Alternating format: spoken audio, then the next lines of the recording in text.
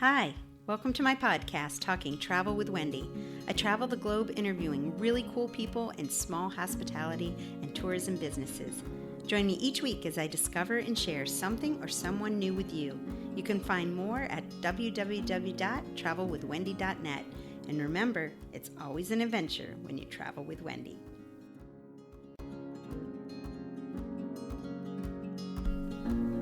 Hi everybody, I'm back with more on our recent Virgin voyage. The food was so spectacular, I just had to share a dining guide for what we ate on this Virgin voyage of the Valiant Lady. So heads up, wink wink, on Virgin Voyages, all the restaurants are the same on all the ships. So whether you sail on the Resilient Lady like we will next February or on any of the other ladies, you'll get the same experience if you want. So here we go, I'm going to start.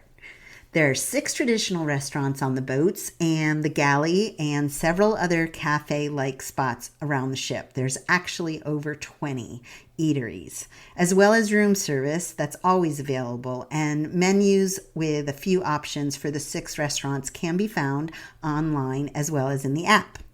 So my first travel tip is if you're traveling with others, be sure to become quote unquote friends with these sailors that are your friends in the app prior to making reservations so that you can sync your reservations together and you're eating or dining together. And maybe you don't want to, so don't do that if you don't want to. But we tried to do this prior to boarding, and I definitely would say I had some user errors with the app. So we just visited Sailor Services when we boarded, and they were able to sync our reservations very nicely. So the restaurants and eateries are Michelin-starred chef collectives, and they have won a plethora of Best in Cruise categories in the past few years, including the 2023 Cruise Critics Best in Dining category, which is member chosen award. So Virgin is also very concerned about sustainable technology and bans single-use plastics, as well as partnering with the local islands and finding responsible sources for their food supply. So that's pretty cool for me. So here are the restaurants, eateries, and dining experience that we had on the ship. Of course, I wasn't able to try all of the eateries, but that's what the next cruise is for. Ha ha ha. The traditional sit-down restaurants do require reservations, and you will absolutely want to book these 45 days before sailing when they become available in the app. Competing for these slots is like signing up for your favorite college class, but it is worth it, and you can always cancel. I'm going to begin with breakfast. I'm not a big breakfast eater anymore, but I love me some breakfast food. So, of course, we had to try out Razzle Dazzle. This vegetarian-forward restaurant is unique and has many options for you if you're trying to stay healthy, and they also have some not-so-healthy options as well. Located on the 7th floor is Grounds. This is a coffee shop. It also has pastries, and the galley, you'll also find coffees and pastries and some yogurt bowls. This is a big morning spot on the boat. The lines can get pretty long in the morning, so be prepared for a little wait. My John is an avid coffee drinker, and the coffee was delicious. You can also order premium lattes and cappuccinos here as well. You can also get it delivered to your room for room service, and there is a little bit of a charge. But if you order the premium, there is an extra fee, so the room service charge fee is waived. For lunch, we were mostly off the ship eating island food, but our first lunch, we tried the pizza place, which was definitely one of our favorite places. This large pizza oven, fresh made to your choices pizza place smells intoxicating before you even arrive. With indoor and outdoor seating, it made me feel like we were in a pizzeria in Italy. They also have a cooler filled with ready-made salads to go if you want to grab one and take to your room or to the pool area. Here is my dinner dining guide for Virgin Voyage from my favorite to my least favorite. My absolute favorite dinner restaurant was Extra Virgin, Italian, big surprise. We liked it so much that we made reservations twice. Here we enjoyed eggplant parmesan, fried calamari, crispy artichokes, beef carpaccio, and braised mini meatballs. Here's a travel tip. Don't let your eyes order for you. We made this mistake at Extra Virgin, and as a table, we ordered the charcuterie board and then each ordered 3 extra courses. It turned out to be a lot of food. On our second visit, we wised up. The wine menu here is exquisite, and they had everything from Chiantis to Barberas, and you can either get it per glass or per bottle. Another dining dinner favorite was the Wake. This restaurant is the steakhouse option for Virgin and fills up quite quickly.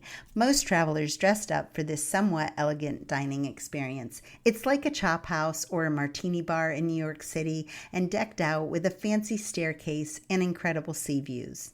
The Wake is also very good for brunch on our sea day, but veteran sailors know to book this and book this time early. Brunch is fantastic here. If you're traveling in a group, order the endless mimosas. They were a super fun way to start the day and then soak up the sun in a beach chair at the pool. We enjoyed a grapefruit salad with pomegranates, eggs Benedict, as well as caramelized French toast. Next up, Gunbai. This is Virgin Voyages' answer to Korean barbecue and Asian influence. This interactive community building concept is a ton of fun. Before you even arrive, you can hear the cheers and jeers. Such a fun night. Our server was personable, engaging, and created a cohesive group at our grill table for the night. We enjoyed a few combo meat and veggie options as well as some appetizers, and the sizzling oven and presentation was unique and a different way of dining. One of my friends and clients loves this restaurant so much that they went twice on their recent journey. It's also a great place to meet new people. Next up is the Pink Agave, and this restaurant was based off of a Mexico City and has a shareable menu.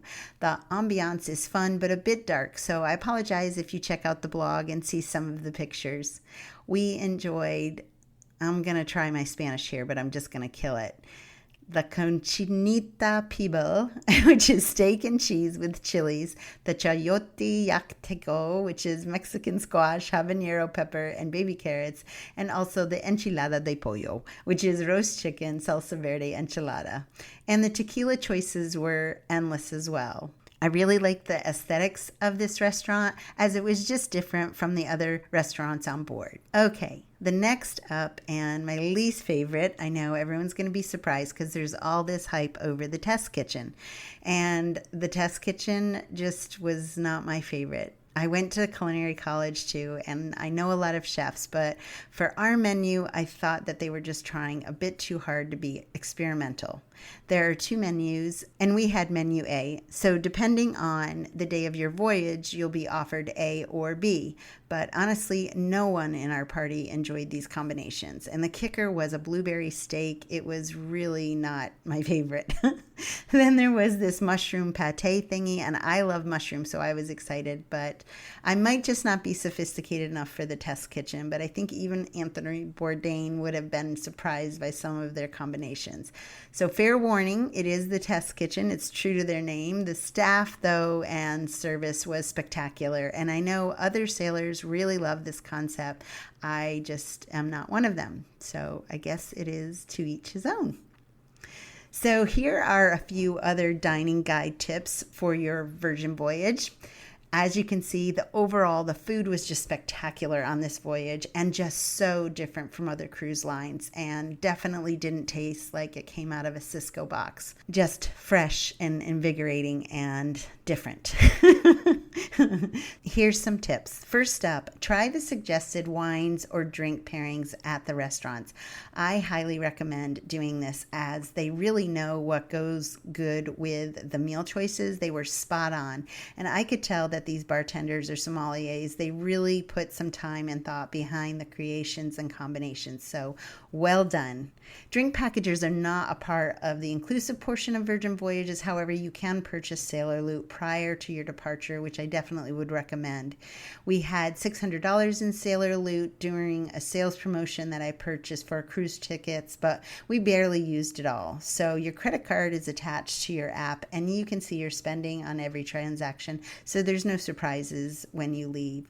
The drinks did range between $10 and $15, like gin and tonics and mudslides, and bottles of wine range between $30 to $100 plus, so about the same as most American cities and fine dining restaurants. Here's another tip. If you're planning on attending the entertainment or shows, you may have a scheduling conflict with your dinner reservation. So on these nights, I would definitely recommend that you just eat at the galley or the pizza place, which is just going to be awesome anyway. The portions on the Virgin Voyage are absolutely appropriate. One of the other tips or heads up I can share is the food portions for the restaurants and eateries are an appropriate size. There's no supersizing on Virgin Voyages. However, you can absolutely ask for more. So if you want more, go ahead and order it. But it is more of a European portion and it's not a massive amount of food. And I promise you, we never got hungry and I did not gain any weight on this cruise. I repeat, I did not gain any weight on this cruise, which you can barely say. So room service, although I didn't get to partake in the room service, my friend Val, who was with us, did, and she had her coffee ordered every day, delivered to her room, and there is a service fee, but if you get a premium coffee drink, that is waived. If it's, I think, over $5. Some other sailors told us what they would also do is order a few beers or ciders in the morning and put it in their fridge, and it would be in their cabin for when they came back and rested. So I loved this little hack. Would you like to join us on another cruise? I'll put the links in the description below. This sail will be sunsets in the Lesser Antilles and begin again in lovely San Juan. Then we're off to Aruba, Curacao, Martinique, and St. Kitts and Nevis. This 8-day, 7-night adventure begins at $23.48 per cabin for inside cabin. That's $11.74 per person. Yes, Virgin Voyage charges you per cabin, not per person. So I love that. If you want to travel solo, you can. If you want to bring a friend and split it, there you go. I've only been to Aruba on this itinerary, so I'm excited to visit these new islands and share with you as well. So come along. Sailor circles have benefits. I hope you've liked my dining guide for this Virgin Voyage, and I've given you some travel tips that were helpful. If they have, please leave a comment below. I appreciate your support. Thanks so much for listening to my podcast today, and remember, it's always an adventure when you travel with Wendy. Ciao.